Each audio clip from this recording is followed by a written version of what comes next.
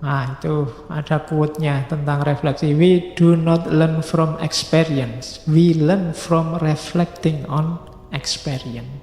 Jangan salah. Kalau ada orang bilang pengalaman adalah guru paling baik, belum. Tapi pengalaman yang direfleksi, pengalaman yang difikirkan, yang direnungi, baru jadi guru. Tapi pengalaman yang dibiarkan jalan begitu saja, biasanya nggak jadi guru. Biasanya itu pengalaman yang kita bolak-balik jatuh ke situ, berulang-ulang. Sudah pengalaman dosennya killer, kamu gitu lagi, ya nggak lulus lagi. Semester depan gitu lagi, ya mesti nggak lulus lagi. Kamu nggak pernah dikalkulasi sih, dihitung. Kalau bapak ini, cirinya ini, maka gaya kuliahku ya ini, itu namanya refleksi. Kamu mbok padake semua, ya mesti aja kamu ndak lulus. Ya meskipun setahu saya hari ini jarang ada dosen killer yang luar biasa. Kalau zaman saya dulu banyak. Kalau ujian motong buku beberapa paragraf terus dipotong 1-2 kalimat kita disuruh ngisi. Berarti harus hafalan buku dan kita ndak tahu dari buku itu halaman berapa yang jadi soal. Jadi ngapal ke. Nah, kalau ngadepi dosen kayak gitu kan ada strateginya. Tahun pertama saya ikut kuliah, dosen killer, sak kelas itu nilainya cuma D sama E. D, E. Zaman dulu kalau nilai belum online, ditempel di papan gitu isinya. Nilainya, begitu ditempel isinya DE, wah. Mahasiswanya podo nesu, wah. Binatangnya keluar semua di nilai itu, wah. Kebun binatang muncul di situ. Jadi zaman dulu modelnya begitu. Nah, semester selanjutnya harus belajar. Oh, tipe dosennya begitu toh. Dipelajari, ambil trik, ambil strategi. Itu namanya reflecting. Jadi pengalaman bukan guru yang paling baik, tapi guru yang paling baik itu pengalaman yang direfleksi. Itulah mengapa kita sering jatuh ke lubang yang sama. Padahal sudah pengalaman loh anak itu Pak. Ya pengalamannya nggak pernah dipikir, nggak pernah diambil pelajaran. Sama aja.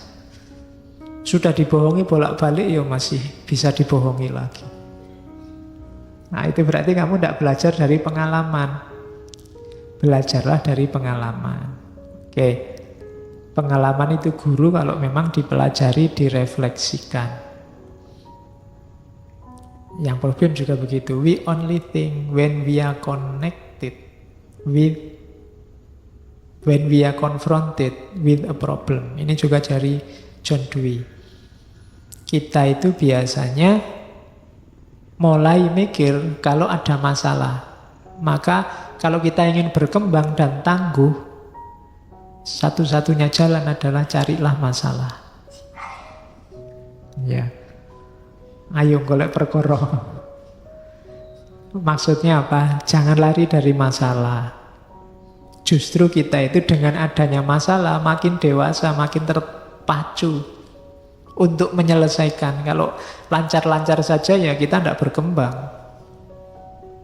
Jadi jangan menghindar dari problem. Karena justru dalam problem kita ada kesempatan untuk berkembang. Untuk lebih pinter lagi. Siapa dulu yang peduli dengan tafsirnya Al-Maidah 51? Begitu ada masalah dengan Ahok, semua buka tafsir. Loh kan lumayan, berkembang ilmu kita. Ya kan? Kemarin ada isu G30S, ada isu PKI. Berapa orang yang gara-gara masalah itu sekarang paham apa itu Marxisme, apa itu PKI. Jadi, setiap masalah paling enggak membuat kita berpikir. Dulu istilah hoax itu mungkin orang bingung hoax. Tapi sekarang kamu ngerti maksudnya. Bahkan ada jenis-jenisnya ternyata banyak. Nggak cuma berita bohong yang gimana, berita bohong yang macam apa, ada macam-macam. Itu setelah ada kasus. Oke, jadi we only think when we are connected with a problem. Ini menekankan pentingnya kita untuk reflective thinking. Berpikir yang tidak a priori berdasarkan akal saja atau tidak empiris saja tapi kombinasi, karena hidup sifatnya induktif dan deduktif. Oke, itu pengantarnya. Sekarang masuk ke etikanya. Lumayan kalau di-download sudah berapa MB itu.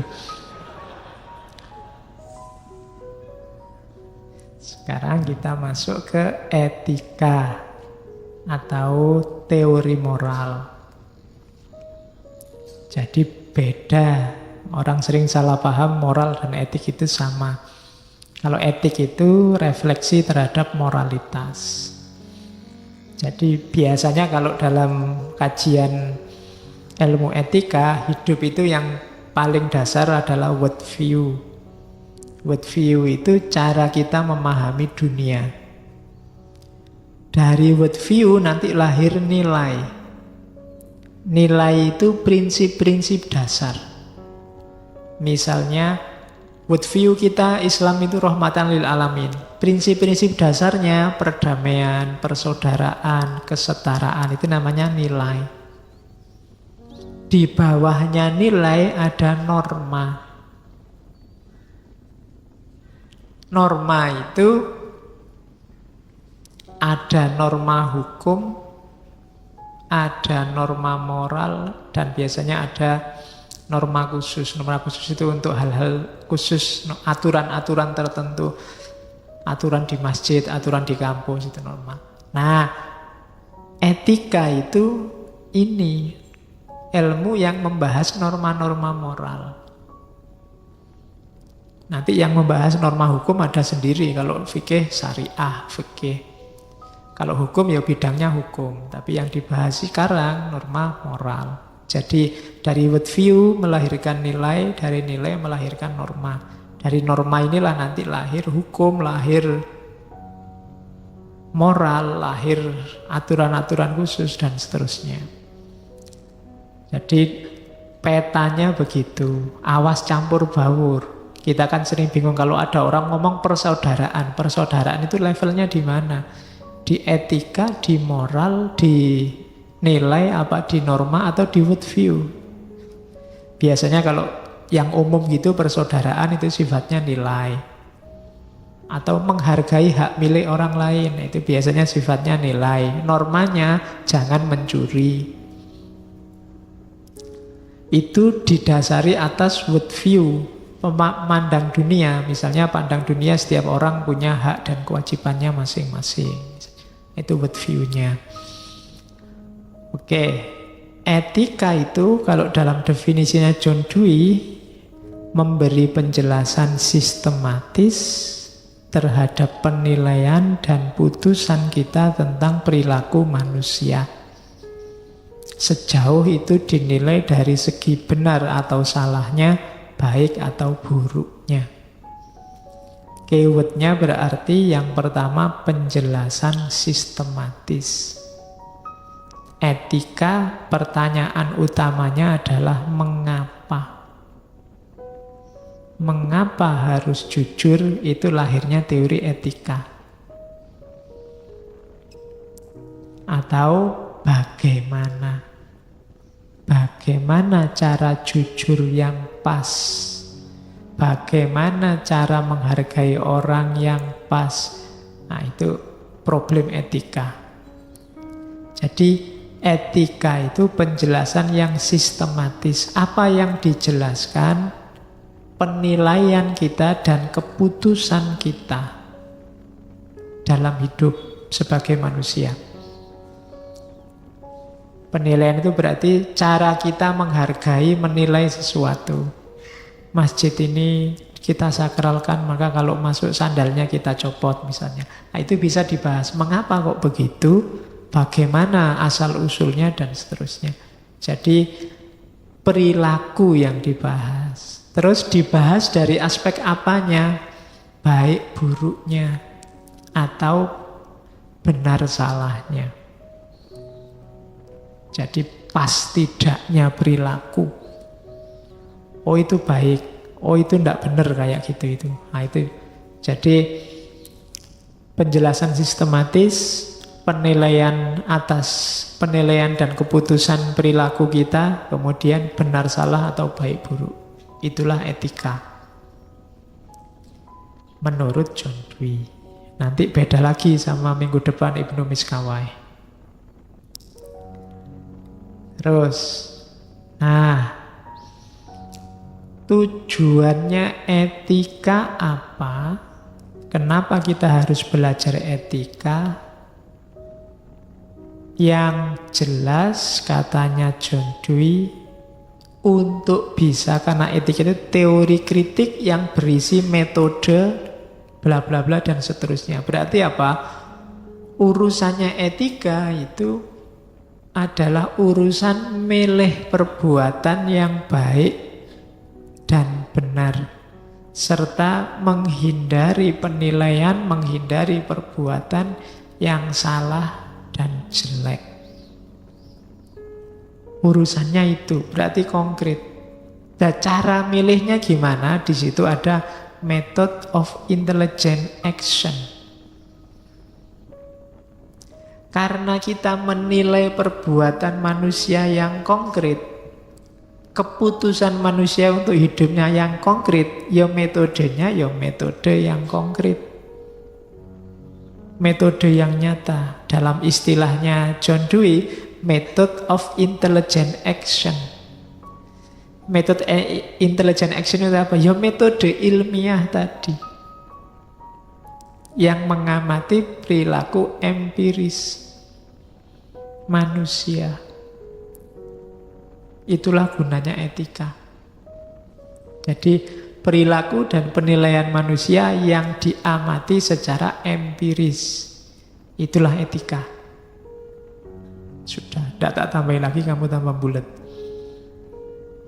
Jadi etika itu menggarap perilaku dan penilaian manusia. Cara nggarapnya gimana? Dianalisis, dikritisi dengan metode ilmiah dalam bentuk pengamatan empiris. Lihatlah perilakunya, lihatlah cara dia menilai. Nanti ada parameternya sendiri. Oke. Nah, ini yang penting, ini hubungannya sama filsafat manusianya tadi. Jangan salah, perilaku moral dan pelaku moral itu dialektis. Jadi kalimatnya John Dewey, setiap putusan moral selalu merupakan ungkapan tentang diri si pelaku moral. Dan setiap tindakan moral selalu terikat pada pembentukan diri si pelaku moral. Dalam tindakan menilai dan mengambil keputusan secara moral, seseorang menentukan dan membentuk wataknya. Jadi kita dan perilaku kita itu satu paket. Dengan berlaku moral, kita membentuk jiwa kita jadi bermoral. Gitu loh. Dan moral yang kita ekspresikan itu sebenarnya juga dibentuk sebelumnya oleh lingkungan sekeliling kita.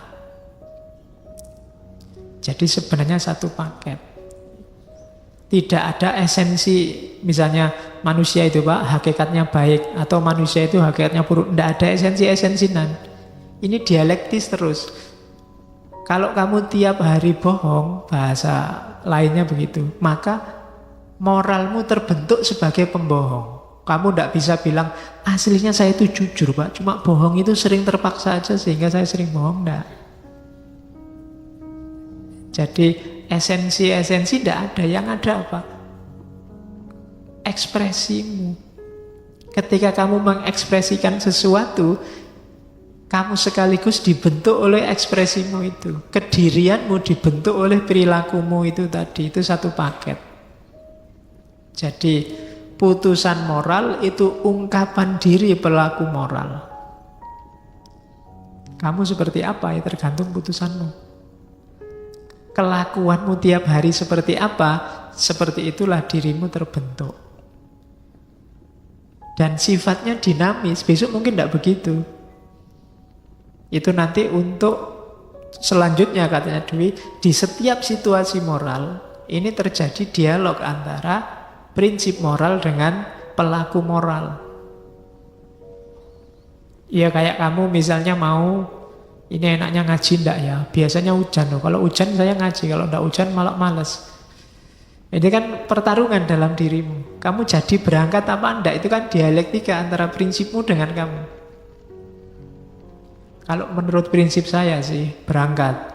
Sejak dulu kan niatnya ngaji, tapi alah untuk konteks hari ini enggak usah ngaji, enggak apa-apa lah. Wong yo Pak Faiz bilangnya ngaji itu enggak perlu dipaksa. Berarti kan enggak salah kalau enggak berangkat. Udahlah enggak berangkat aja. Loh, itu kan hasil dirimu. Jangan salah.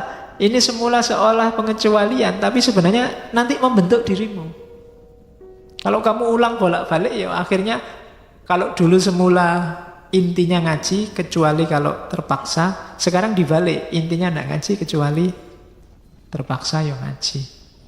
Kenapa? Tadi ada aspek pembiasaan.